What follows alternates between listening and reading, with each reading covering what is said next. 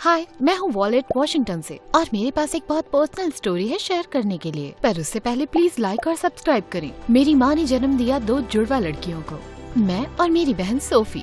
तो of course हमारे parents ने हमें एक जैसे कपड़े पहनाए और हमारी चोटियों पर एक जैसे रिबन लगाए, पर लोग हम में आसानी से फर्क कर पाते थे एक कारण से। सोफी के चेहरे में एक छोटा सा डिस्टॉर्शन था, उसकी आंखें थोड़ी सी टेढ़ी थी और उसका मुंह उसके चिन तक जाता था, और मैं तो बिल्कुल दिखती थी एक चीनी मिट्टी की गुड़िया जैसी।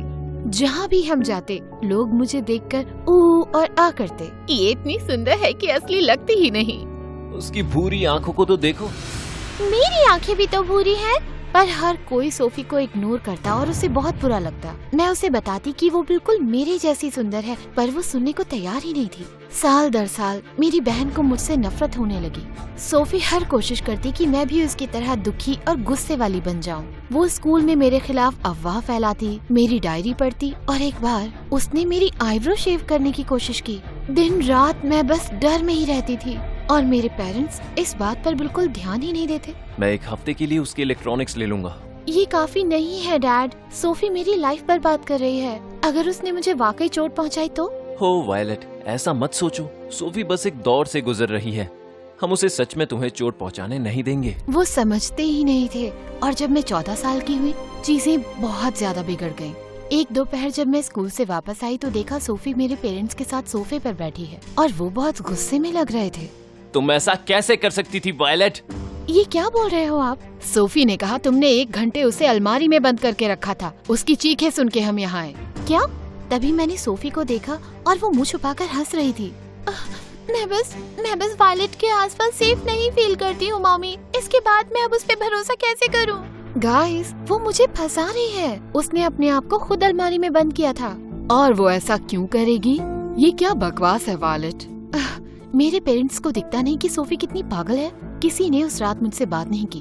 पॉपकॉर्न खाते हुए उन सब ने MSA के वीडियोस देखे और मैं अपने रूम में रही। पर अगली सुबह मेरे पेरेंट्स ने एक बड़ा कदम उठाया, मुझे शिफ्ट करा दिया गेस्ट हाउस में। ये सोफी का आइडिया था। तुम दोनों को थोड़ी दूरी बनाने की जरूरत है। घर में इस तरह की नेगेटिविटी हम नहीं देख सकते।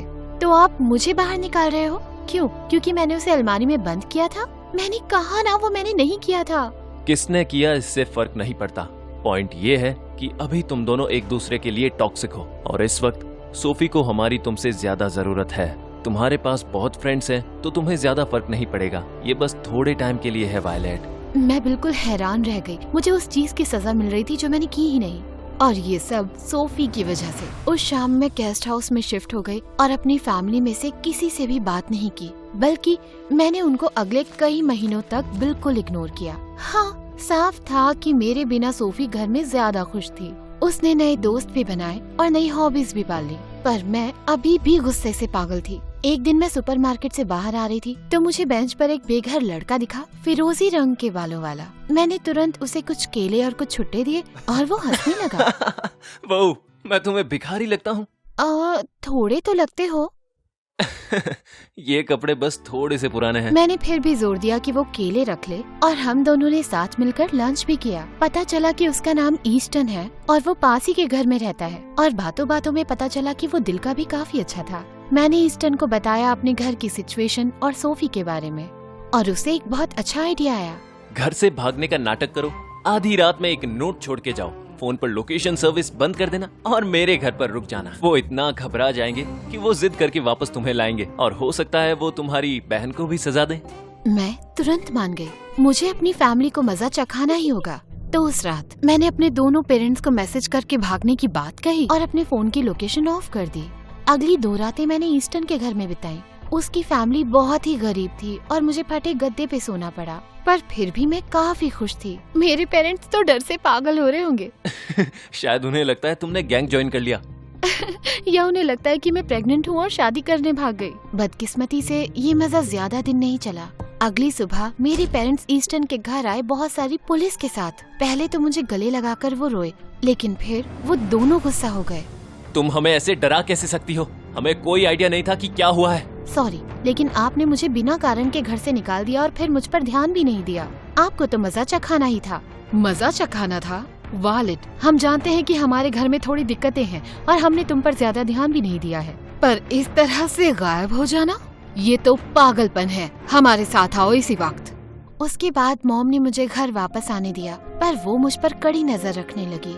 सोफी ने तो ये भी कहा मैं उसके बिना कहीं घर से बाहर ना जाऊं, और मेरे पेरेंट्स मान भी गए। लकीली ईस्टन के साथ अब भी समय बिता सकती थी। ऐसा लगता था सिर्फ उसे मेरी परवाह है। और पता चला हम दोनों सेम हाई स्कूल भी जाने वाले अगले साल। 9th क्लास के पहले दिन मैं जिम क्लास में थी कि ईस्टन भी मेरे साथ दौड़ने लगा। अरे अरे, लगता है बेहोश हो जाओगी। ये लो, थोड़ा पानी पी लो। ओह गॉड, ये साफ दिख रहा है क्या? घबराओ मत, अच्छी लग रही हो। पसीने से भीगी हुई हो, फिर भी अच्छी लग रही हो। मैंने पानी पिया और ईस्टन मुस्कुराया, और पता नहीं मुझे थोड़ी कमजोरी सी आने लगी। और ये सिर्फ मेरी थकान की वजह से नहीं थी। मैंने देखा सोफी मुझे घूरते हुए दौड़ रही है, पर मैंने ध्यान नहीं दिया। समय के साथ ईस्टन और मैं और करीब आ गए, और जब भी सोफी मेरे साथ बदतमीजी करती वो हमेशा मेरा साथ देता। वायलेट की ड्रेस का जितना मजाक उड़ाना चाहो उड़ा लो, लेकिन वो है जिसे इनविटेशन मिला है, तुम्हें नहीं। सीक्रेटली मुझे ईस्टन पर बहुत बड़ा क्रश था, पर उसे बताने से हमेशा डरती थी। मैं बस खुश थी कि मेरा एक बेस्ट फ्रेंड है। एक बुली के साथ सारा दिन रहना आसान नहीं था। फिर एक दिन जब मैं स्कूल से वापस आई तो मेरे पेरेंट्स ने मुझे एक शॉकिंग न्यूज दी। उन्हें एक प्लास्टिक सर्जन मिला था सोफी का चेहरा ठीक करने के लिए। पूरी तरह से तो ठीक नहीं हो पाएगा, पर मेरी बहन को मैंने इतना खुश कभी नहीं देखा था। जिंदगी भर मैंने इतना बदसूरत महसूस किया है वायलेट। जानती हूँ सुनकर अजीब लगेगा, पर तुम्हारी तरह सुंदर दिखने का इंतजार नहीं कर सकती। सोफी मेरी तरफ देखो, तुम कभी भी बदसूरत नहीं थी,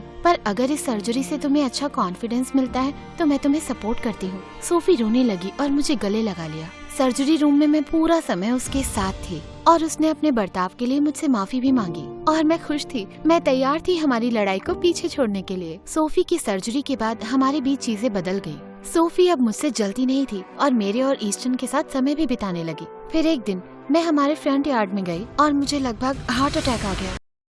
नमस्ते दोस्तों, आपका पसंदीदा एनिमेटेड कहानी चैनल माई स्टोरी एनिमेटेड अब हिंदी में। जी हाँ, अब आप अपने पसंदीदा MSA वीडियो हिंदी में देख सकते हैं। हर 2 दिन में एक नई वीडियो आपके लिए, तो इंतजार किस बात का। अभी सब्सक्राइब करें और जुड़े हमारे साथ। आपकी अपनी कहानियों का मजा अब हिंदी में, सिर्फ MSA हिंदी YouTube चैनल पर। अभी सब्सक्राइब करें। सोफी ईस्टन को किस कर रही थी। हे, कोई मुझे बताएगा यहाँ क्या चल रहा है? वो वालेट, मैं बताना चाह रही थी तुम्हें, ईस्टन और मैं एक दूसरे को पसंद करते हैं, और मैंने उसे डेट के लिए पूछा। ऐसा लग रहा था जैसे मैं बेहोश हो जाऊंगी। गुस्से में मैंने सोफी को साइड में खींचा। तुम मेरे साथ ऐसा कैसे कर सकती हो? सोफी, मैं उससे प्यार करती हूँ और तुम ये जानती हो। मैं जानती हूँ तुम मुझसे प्यार करती हो, आई एम सॉरी, पर ईस्टन के साथ मैं कुछ हफ्तों से घूम रही हूँ और हमारा कुछ कनेक्शन है। नहीं, मेरा उसके साथ कुछ कनेक्शन है। तुम तो उसे जानती भी नहीं। मुझे समझ नहीं आ रहा, तुम्हें सर्जरी मिल गई, तुम्हारे पास वो सब है जो मेरे पास था, तो तुम मुझे ऐसे चोट कैसे पहुँचा सकती हो? वालेट, मैं तुम्हें चोट नहीं पहुँचाना चाहती। मैं ईस्टन को वाकई पसंद करती हूँ और एक बार के लिए खुश होना चाहती हूँ। मुझसे अब और नहीं सहा जाता। तुमने मुझे बहुत परेशान किया 14 साल तक, और फिर मुझे अपने ही घर से निकलवा दिया, और मॉम को तुमने कन्विंस भी किया कि मुझे घर से निकलने ना दे। पर अब हद हो चुकी है। मैं गुस्से से निकली और ईस्टन को सोशल मीडिया से ब्लॉक कर दिया। वो माफी मांगने के लिए मुझे कॉल करता रहा, कहा कि सोफी को डेट करने से हमारी दोस्ती में फर्क नहीं आएगा, पर मैं उससे बात नहीं करना चाहती थी।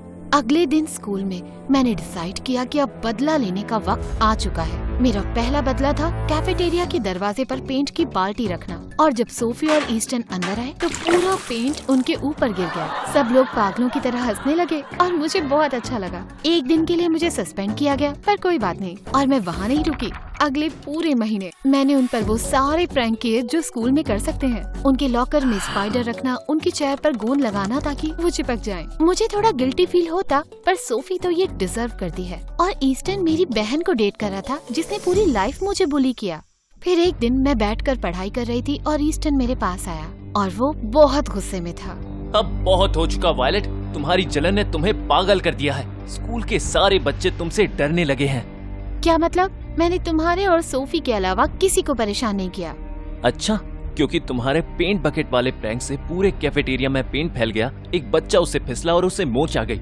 मुझे दुख है कि तुम्हें मेरे और सोफी की डेट करने से इतनी प्रॉब्लम है, लेकिन हमारी फीलिंग का तुमसे कोई लेना देना नहीं। जानता हूँ तुम्हें चोट पहुँची है, पर तुम बुली मत बनो। ईस्टन चला गया और मैंने उसकी बात पर ध्यान दिया। शायद सोफी मुझे चोट नहीं पहुँचा रही थी, शायद उसका ईस्टन से प्यार में पड़ना एक कोइंसिडेंस था।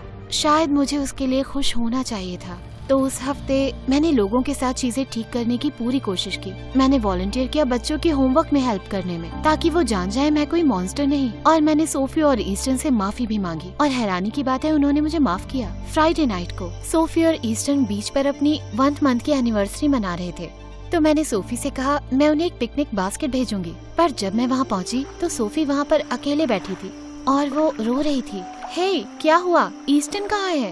वो यहाँ नहीं है वायलेट, वो नहीं आ रहा। तुम्हारा ब्रेकअप हो गया? नहीं, क्योंकि हम डेट नहीं कर रहे थे, ये सब नकली था। मैं हर महीने ईस्टर्न को पैसे देती थी और मेरे पैसे भी खत्म हो गए। मैं बस तुम्हें जलाना चाहती थी। रुको, क्या? मैं समझी नहीं। मुझे लगा था मेरी सर्जरी के बाद लोग मुझसे अलग बर्ताव करेंगे, क्योंकि मेरा चेहरा अच्छा लगेगा। लगा था कि शायद तुम्हारी जितनी अटेंशन मिलेगी, पर क्योंकि मेरा चेहरा पूरी तरह से ठीक नहीं हुआ तो ऐसा नहीं हुआ, और इससे मुझे गुस्सा आया। पर मैं तुम्हें और चोट नहीं पहुंचा सकती, मुझे बहुत बुरा लग रहा है। मुझे यकीन नहीं हो रहा था इस बात पर। सोफी माफी मांगती रही, पर मैं उसे देख भी नहीं पा रही थी। अब मुझे बदला नहीं चाहिए था, अब मैं बस उससे दूर रहना चाहती थी। उसके बाद हम दोनों के बीच चीजें बिल्कुल बदल गई। मेरी बहन और मैंने ईस्टर्न से बात करना बंद किया और हम दोनों एक दूसरे के लिए अजनबी हो गए। मुझे बुरा तो लगता था, पर अब मैं और क्या ही करती। हम दोनों एक दूसरे के लिए टॉक्सिक थे। देखते ही देखते हाई स्कूल खत्म हुआ और हम दोनों के रास्ते अलग हो गए। कुछ सालों बाद मैं यूनिवर्सिटी कैंपस में घूम रही थी कि मुझे एक फोन कॉल आया। वायलेट, मैं ईस्टर्न हूँ। जानता हूँ हमने सालों से बात नहीं करी, पर तुम्हारी मदद चाहिए। मेरे पेरेंट्स ने अपना घर खो दिया और हम बेघर हो गए। उनकी हर मदद करने की कोशिश कर रहा हूँ, पर क्या करूँ? जिनको भी जानता हूँ उन्हें कॉल कर रहा हूँ, पैसे के लिए या खाने के लिए। मुझे यकीन नहीं हो रहा था। मुझे अब भी ईस्टर्न से बहुत नफरत थी, पर वो इस वक्त मुश्किल में था। मैंने थोड़े कपड़े और खाना खरीदा और होमलेस शेल्टर में ले गई। गॉड, तुम तो एक एंजल हो। मैं तुम्हारा कैसे शुक्रिया अदा मैं करूं? ये तुम्हारे लिए नहीं कर रही, तुम्हारे पेरेंट्स के लिए कर रही हूँ। और इसके बाद तुम मुझे अपनी शक्ल भी मत दिखाना, समझे? हाँ, मैंने जो तुम्हारे साथ किया वो बहुत बुरा था। क्या बस एक बात कह सकता हूँ? मैं सोफी का ये फेक डेटिंग प्लान नहीं करना चाहता था। मैंने सिर्फ ऐसा इसलिए किया क्योंकि मेरी फैमिली में हमेशा से पैसे की दिक्कत रही। मुझे डर रहता था कि हम कभी भी बेघर हो सकते हैं। फिर भी जो भी मैंने किया वो ठीक नहीं था, स्पेशली जब मैं तुमसे प्यार करता था। मेरा दिमाग घूमने लगा। मुझे पता नहीं था कि ईस्टर्न इतनी मुश्किल में था, और मुझे ये भी आइडिया नहीं था कि उसे मुझसे प्यार था। मैंने फैसला किया कि ये सही समय था सब ठीक करने का। उस रात मैं अपने पेरेंट्स के पास गई और उन्हें मनाया कि वो ईस्टर्न को एक लोन दे दे, और फिर उनसे बोला कि सोफी को डिनर पर बुला लें। ओह स्वीटी, ये बहुत अच्छा आइडिया है। आजकल वो अच्छी है और वो तुम्हें बहुत याद करती है। पता नहीं क्यों, पर ये सुनकर मुझे खुशी हुई। जब सोफी आई तो तुरंत दौड़कर उसने मुझे गले लगाया। वायलेट, मुझे खुशी है कि तुम यहाँ हो। एक्चुअली मैं तुम्हारे लिए कुछ प्रेजेंट्स लाई हूँ। सोफी ने मुझे बड़ा सा बैग दिया और मैं हैरान रह गई उसमें बहुत महंगे महंगे गिफ्ट्स देखकर। परफ्यूम, ज्वेलरी और एक नया आईपैड भी। मैंने सालों तक तुम्हें तंग किया, इसके लिए मैं माफी चाहती हूँ वालेट, पर मैं तुमसे प्यार करती हूँ और अगर कभी मेरे साथ रिश्ता बनाना चाहो तो मैं यही हूँ। थैंक्स सोफी, सुनकर अच्छा लगा। तुमने मुझे वाकई चोट पहुँचाई, पर इस बात को अब काफी समय हो गया है। तुम्हें रातों रात तो माफ नहीं कर सकती, पर ये अच्छी शुरुआत है। मैं जानती हूँ कि तुमने ईस्टर्न से भी बात की। अगर उसे डेट करना चाहो तो मेरी ब्लेसिंग्स है। हो सकता है करूं, पर पहले मैं तुम्हारे साथ रिश्ता बनाना चाहती हूँ। लेकिन ऑफ कोर्स सोफी ने ईस्टर्न को भी इनवाइट किया और हम दोनों को बालकनी में अकेला छोड़ा। मुझे खुशी है कि तुम्हारे और सोफी के बीच में दोस्ती हो गई। क्या मुझे कभी तुम माफ कर पाओगी? तुम्हें प्यार करना बंद नहीं किया मैंने। ओह वाओ, ये तो मुझे पता ही नहीं था। पर तुम पर विश्वास करने में मुझे थोड़ा समय लगेगा। मैं ये समझता हूँ, पर तुम्हारा इंतजार रहेगा चाहे जितना वक्त लग जाए।